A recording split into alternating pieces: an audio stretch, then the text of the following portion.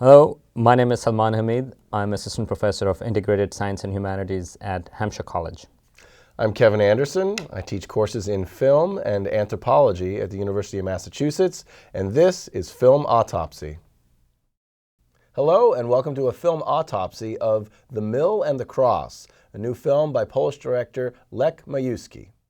Now, I think the trailer for this film does a very good job showcasing just the sheer beauty of this motion picture.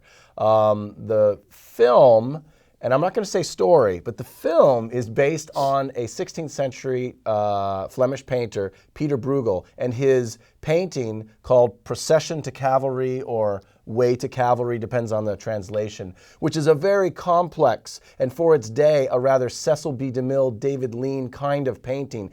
Epic, casts of hundreds, a huge landscape. And so the film is kind of a cinematic version of that painting. And in doing so, Majewski is not as concerned with telling a story. He doesn't take a painting and then interpret and then tell a story from that. Instead, he creates kind of a film painting. And I found this to be extremely refreshing, very unique, and just a really wonderful motion picture experience. I think it's a mind-blowing film from the perspective. So this painting, we should mention, it has a cast of about 500 people. So it's from 1564, and the close-ups of individuals, which actually the film does a brilliant job of showing them. This is one of those instances where you see the faces of peasants. So this actually is one of those unusual paintings from the Renaissance and post-Renaissance era, which is showing, which is emphasizing on peasant life and peasants. And this particular film, I think, Kevin, you were absolutely right in saying sort of like this is a film painting where it just takes this enormously busy landscape with all these people up there, a lot of action going on. We'll come back to his action in a second. And instead of telling the story of the painting, it just takes you into the lives of these individual characters painted in 1564. And I think that is absolutely brilliant.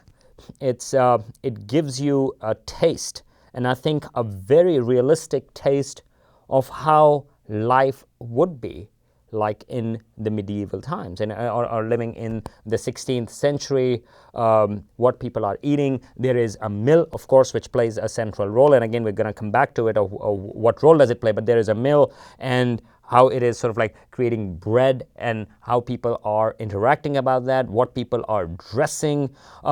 When you are in the houses, what kind of tables they have, what kind of professions they.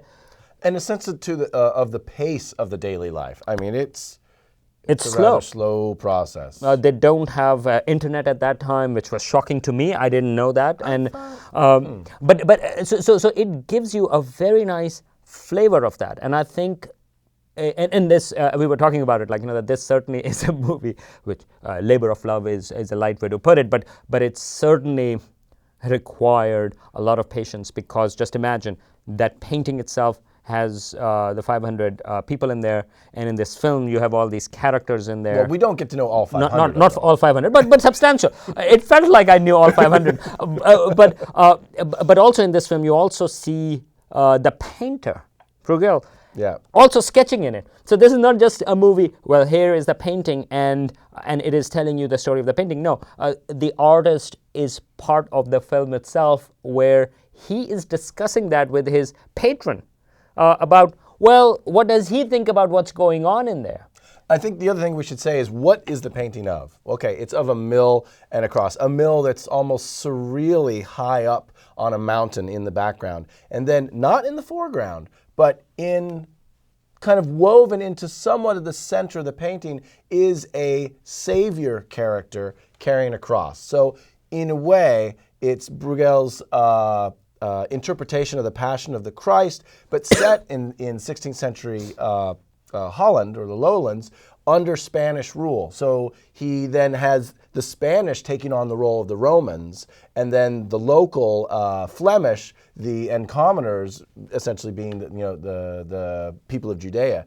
And it's an interesting commentary on the Spanish occupation of the lowlands and the Spanish Inquisition. And parts of the film are rather brutal because there's a crucifixion, but even before the crucifixion scene, and I'm not even sure what this practice is called, but when you tie a person to a wheel and then hoist the wheel on top of a post and then let the crows come and eat the person while he's alive. I mean, that's pretty brutal. And so that's also part of the story that's going on there. Also, you didn't sleep during those scenes. Also, entertainment for the masses. No, I think it goes back to showing the evil that humans are capable of. I mean, to a certain degree, this is really brutal scene. This is one of those, and we don't actually even get to know why this guy is being punished because in this film he's a heretic. There is no storyline that is in there. It just shows you what is happening. And here there is a nice couple which live with a cow. And That's true. The cow lives inside with them. Right, and the cow they all come out, and then the cow has his own bed though.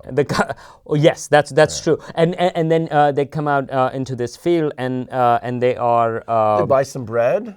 They buy some bread, and then they are sitting over there, and then these very nicely dressed, sharply dressed, I would say, the Spanish. I would say they're not. Oh no, they were referred to as militia. A militia, yes, but they're probably sent by as part of the Inquisition, and they come in and they start whipping him, and and then they tie him. Apparently, no reason. And put him onto that wheel. That's an interesting use of the wheel, by the way. I didn't know that you can also use, apart from cars, you can also. Well, there's interesting foreshadowing too, because in the first part of the film, we see a shot of these, again, very smartly dressed Spanish militia in these big red tunics, galloping through this misty landscape. We see the couple getting out of bed. We see a middle-aged man wheeling this wagon wheel through a forest. Other men are going to the forest to chop down a tree, which eventually becomes the cross in which the Savior character gets crucified. So there's a lot of foreshadowing and showing that all this stuff's going on at the same time. And not much dialogue. And very little dialogue. Is delegated namely to the three stars in the film: Charlotte Rampling, Rutger Hauer, and Michael York. They're really the only people with dialogue. So that's playing Bruegel, his patron, and Charlotte Rampling plays Mary. Mary, her character is supposedly the mother of the Savior. Right. So there isn't much dialogue now. It's wonderful. It's a Should people go see it? Brilliant experience. And now the question is, should people go and see it? Well, here's how I would put it. This is not an easy film. I think by no means this is an easy. It's a really appreciative film. It's an enormous work. I'm not 100% sure if this movie needed to be an hour and 40 minutes. I think this would be one of the most amazing, sort of like an amazing art installation. It can be a really interesting art piece. I think Piter Bruegel, I saw one of his pieces on one of the Renaissance paintings out in Venice. I saw that. That was very interesting, where he included, for example, the dialogue between the characters that are in the painting. And so his ambition in Greenaway's situation, his ambition is not to create a motion picture from this painting, but to do an art installation. And you think Majewski and we might have been better off if he just made an art installation of there is a balance to that. One is, if this was an art installation, then very few people would have seen it, including probably we would not have seen it because it would be in New York or something like that. But I'm just laying it out that it's not an easy film because it doesn't have a narrative. Now, it could have been. It's possible that under a more sort of like normal cinematic tradition, like for example the girl with the pearl earring, you can weave a picture around the painting and you can have a narrative associated with that. Why, for example, this guy was being hung up onto that tire and being eaten by the crows and stuff like that. Sure, but this is not what he's going for, and I appreciate why he's not going for that. That's not his point. This is a pure,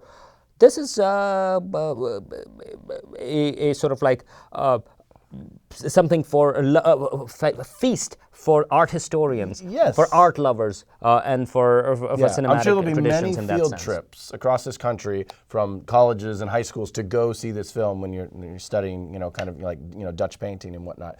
I just found it very refreshing that he refrained from trying to tell a story out of a still image, but instead explored that still painting as then a motion picture, and I found that very refreshing. I would agree with Salman. No, it's not you go in thinking you're going to experience kind of a normal motion picture, cinema going, and it's certainly very different. But I would just imagine it as like you're going to the gallery, except you're seated in the dark, and it's a rather comfortable seat, and you're able to eat popcorn.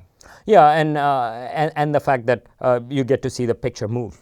Yes, I think that's the last scene of the film. By the way, we're not giving you any ending away because really there is no story. When I say there is no story in the film, there is no story. Okay, so we're not giving anything away. But there's an ending. But I think the ending is very nice. But there is an ending. Although for a while I thought there won't be any ending. And full disclosure, I think I did miss a couple of minutes during the film because it was like and I woke up and I was like, oh wow, this movie must be ending. But actually it wasn't. It was just a couple of minutes. But I should mention that towards the end, Majewski did a fantastic job of sort of like it ends with the actual shot of the painting in a gallery in Vienna, and then it sort of like pans out, and then you can see a tracking shot, and then you can see actually that this was just one painting, and you also see a couple of other Bruegel painting. But it also, what it reminded me, and I think that was very cool, was the fact that, you go to an art museum. By the way, neither one of us is an art historian, so that's why I'm. This is caveat coming from there. You go to an art gallery and you go, wow, that's an interesting painting, and then you move on after a few minutes. You scratch your chin. Yeah, exactly. You read the little notes. You go, pretend that you understand it, and then you move off. And this gives us an hour and 40 minutes to stare very in-depthly at a single painting, and I mean, essentially that's what the experience is like. I love that. I found that really. And then really you go like, oh wow, you get to know. I mean, sort of like all of these different characters and how much care and how much stuff has gone into the film. And again, it does have religious connotations, but it's very interesting that, for example, the cross and Jesus or Savior is right in the middle, embedded in the life of the peasants. You don't even notice the Savior character right away. Except for the spider web. There is a mention that once, for Bruegel, that he was inspired by sort of like the spider web, and so there is a center, which is the focal point, and then you have all the web, and to a certain degree in this film, which is what you noticed you have the Savior right in the center, but surrounded by all of these other things. So very interesting film, but you have to know what you are going to see. So if you're looking for an action-packed narrative film, this is not it. But if you're looking for an appreciation for art, there cannot be a better film than this. Yeah, can't be missed.